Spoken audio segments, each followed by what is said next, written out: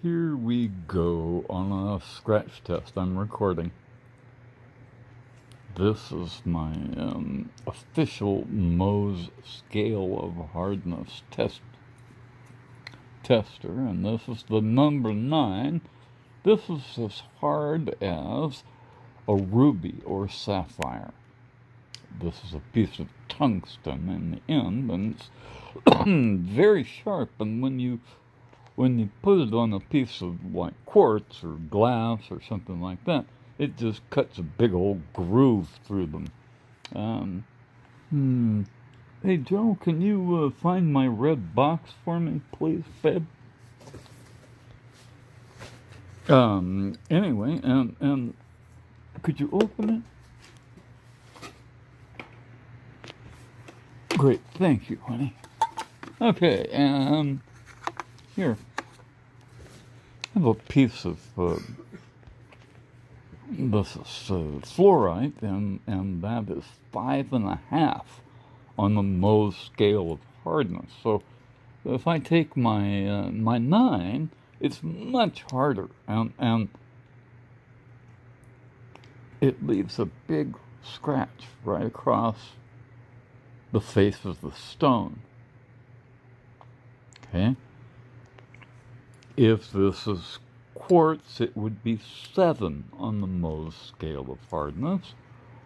Or if it's glass, it would be 5.5. So it would be same hardness as this piece of fluorite. This is a piece of carbon. And when I move my point around, you can see I'm pushing on it. It doesn't mark it, it doesn't even touch it, it just skates across the top.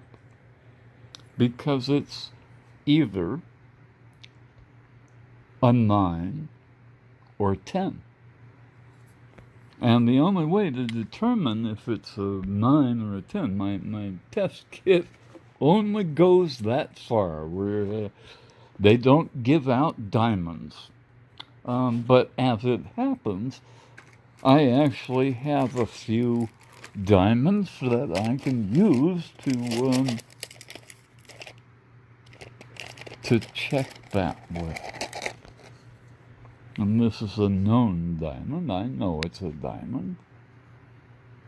It doesn't look like a De Beers diamond, and in fact, people call it rose quartz. But the first thing about quartz is it doesn't have planes of cleavage. It doesn't have layers like this. It doesn't do that. Can't do that. And so I have tested this up one side and down the other, and I assure you it is a diamond.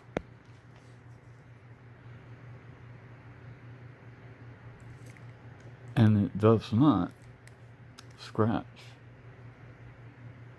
this stone, because this is one of the finest diamonds I've ever. You can see the marks through the grease on from my fingers.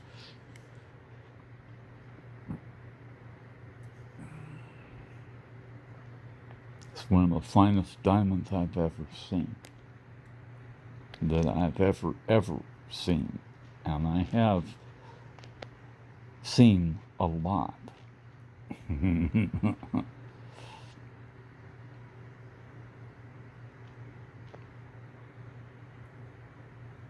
It is absolutely flawless. And I think it's about 200 carats, although I have not weighed it. I bought it as a paperweight from one of my diamond cutting friends.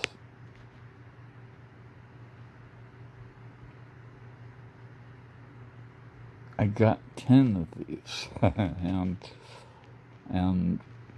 10 more with a rainbow coating on one side. We spray painted them. Spray painted rainbows on my diamonds.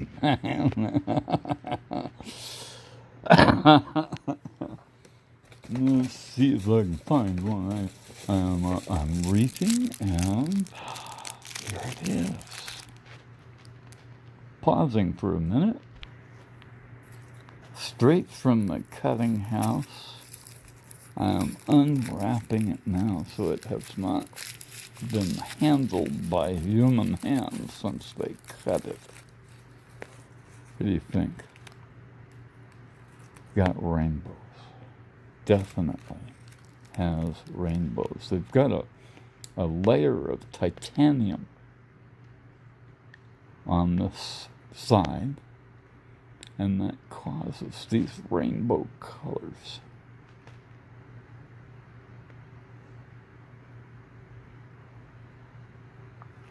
But this and this are the same type of diamond.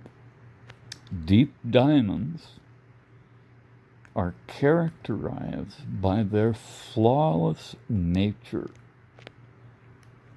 Deep diamonds form way down deep where kimberlite pipes can't go. Kimberlite diamonds are inferior to fault line diamonds because they don't go deep enough.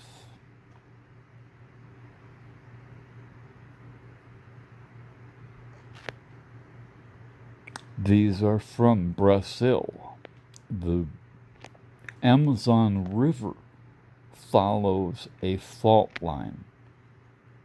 Fault lines form diamonds along with silicon carbide in great abundance.